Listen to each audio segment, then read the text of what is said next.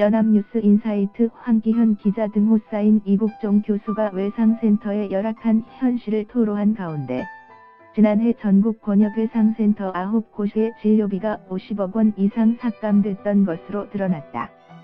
이 교수가 몸담고 있는 아주대 병원의 경우 5억 원 이상 삭감됐다. 최근 보건복지부와 의료계 등에 따르면 지난해 아주대병원 권역외상센터는 5억 원 이상의 진료비를 삭감당한 것으로 알려졌다. 또 부산대병원의 경우 10억 원에 달하는 진료비가 삭감되는 등 전국 권역외상센터 9곳의 삭감 진료비는 총 50억 원에 달했다.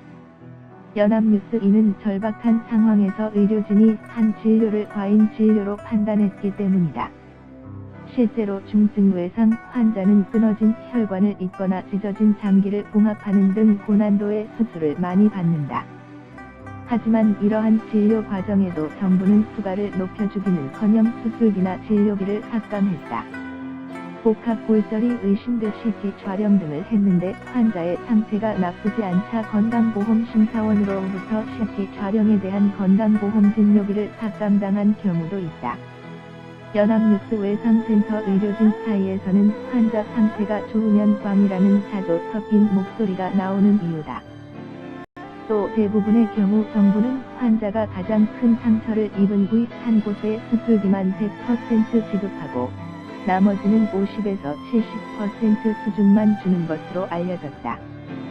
심지어 자동차 보험 환자는 급여 진료만 받을 수 있고 이외의 치료비는 환자나 보험사에 청구할 수 없게 되어 있다.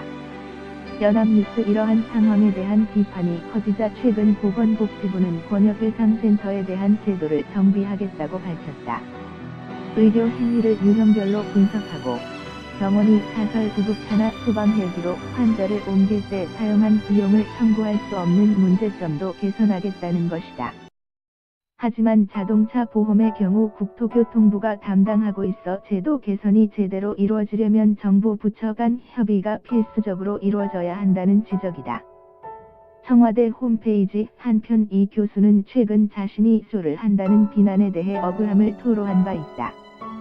이에 대해 과거 이 교수의 진료를 받았던 아덴만의 영웅 석혜균 선장은 총 맞아 너덜너덜해진 손목을 치료해준 게 이 교수라며 정작 병원에서 살아난 환자들이 인권 운운하며 이 교수를 비난하는 건 한 번도 본 적이 없다고 주장했다. 외상센터 청원 청와대 답변 내놓는 20만 넘었다. 청와대 홈페이지 국민청원 코너에 권역외상센터 지원을 요청하는 글이 올라 9일 만에 20만 명의 동의를 얻었다. 황기현 기자 키하이운 @insight.co.kr